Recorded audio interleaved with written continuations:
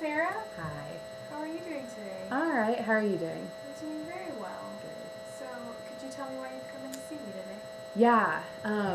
Recently, I've been having a lot of issues with my kids. As you know, I have three of them: my 12-year-old daughter, and my 8-year-old son, and my 4-year-old son. And they're just all at these ages that um, seems to be just really stressful and overwhelming. The fact that they're all at those ages at the same time, and my 12-year-old is, reaching that age of adolescence, and you know, changes are happening that I'm not necessarily a fan of, and um, my 8-year-old is crazy. He loves to just run around and scream and yell, and what every 8-year-old likes to do, but it's just ridiculous how much attention he needs and wants. And my 4-year-old is odd. I love him to death, but he is just very odd and doesn't really fit in with the other two. He gets picked on a lot by uh, the older ones, and so that's been just a little tense and frustrating in our house recently. So, I'm hearing that you're incredibly frustrated, just very anxious, stressed out. What is the influences it's having upon you as a mother? Um, I mean, I love my kids, and that will never change.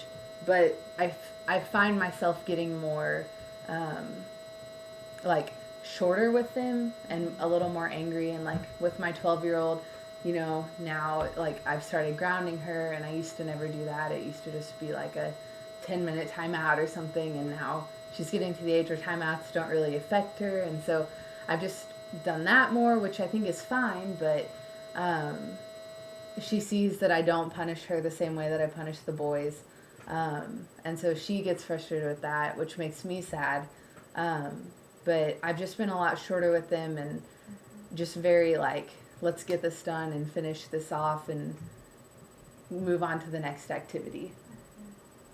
So, what are some ways that you've come to cope with this?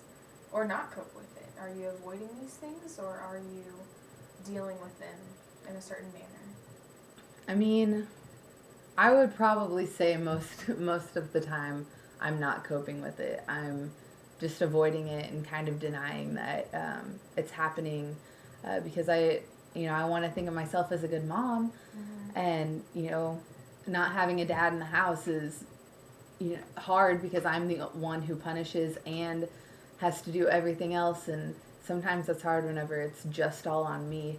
And so sometimes I just tend to avoid it and say, that's not even really happening.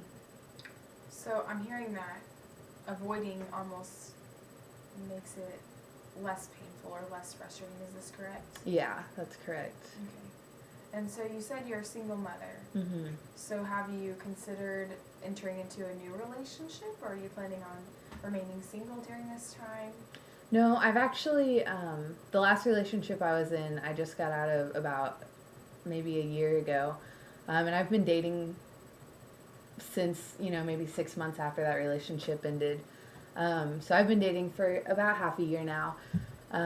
Just trying to find another guy who, will care for me and my kids and stuff like that. So I've been dating. Could you tell me what your ideal man would look like?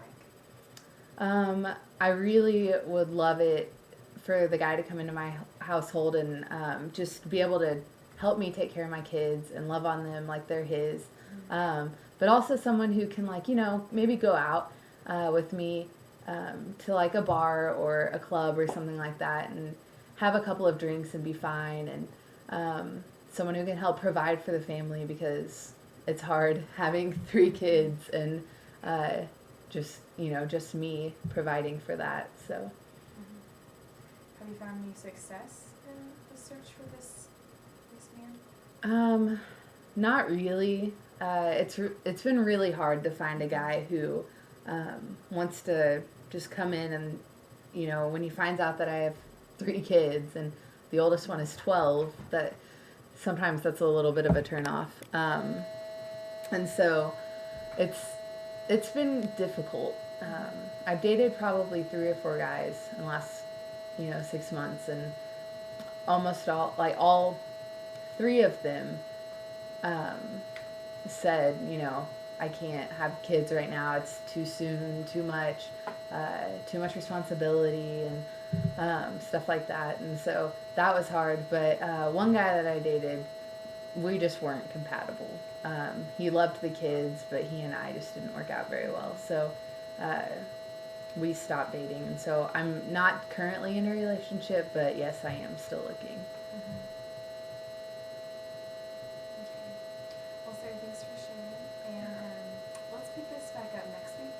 Okay. And let's talk more about what your idea is of an ideal mother and what you would like to look like